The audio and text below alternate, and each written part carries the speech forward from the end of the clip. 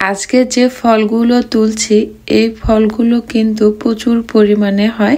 আমেরিকায় কিন্তু এইগুলো রাস্তার ধারে, তারপরে পার্কে, বন জঙ্গলে এই গাছ অনেক দেখা যায়। তবে এগুলো আজকে আমি আমার বাগান থেকে তুলেছি।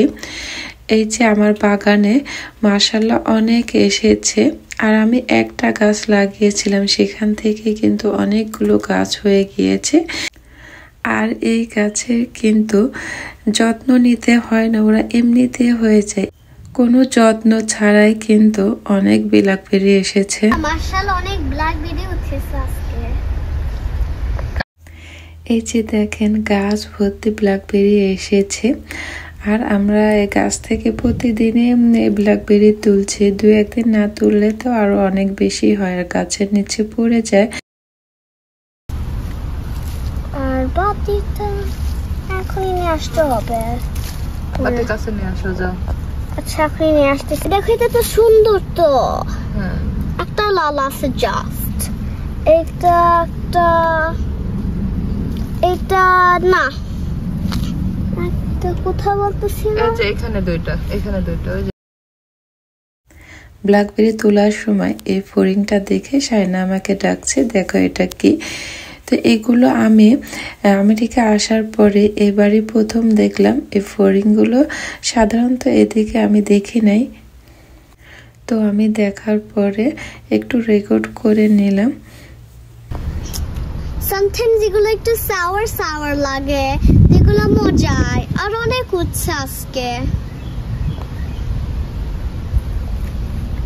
আমি বুঝলাম না তো আজকে উঠেছে, এখন হচ্ছে অনেক, মনে হচ্ছে আমি অনেক খাবো, অনেকই সুন্দর। একটু লাল লাল আসেন তো, দেখেই নি একটু। এটা সুন্দর পাকেছে।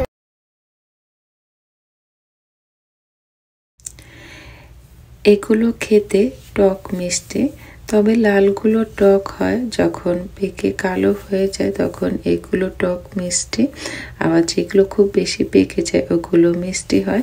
এটার টেস্ট কিন্তু খেতে ভালো, একটু লবণ মরিচ দিয়ে খেতে অনেক ভালো লাগে। এই যে আজকে এগুলো তুলছে প্রতিদিনই এরকম করে পাওয়া যাবে। আর দু একদিন পর তুললে অনেকগুলো করে পাওয়া যাবে। এই গাছগুলো আমেরিকার বনে জঙ্গলে, রাস্তার ধারে, পার্কে প্রচুর পরিমাণে হয়ে থাকে। এগুলো জংলি গাছ।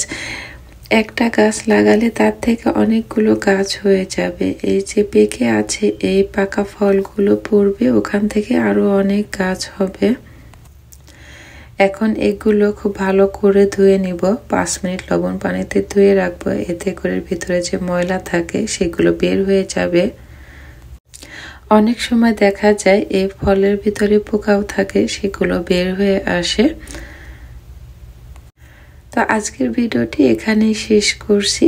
ভিডিওটি কেমন লেগেছে সেটা কমেন্টে জানাতে ভুলবেন না। ধন্যবাদ সবাইকে। আল্লাহ হাফেজ।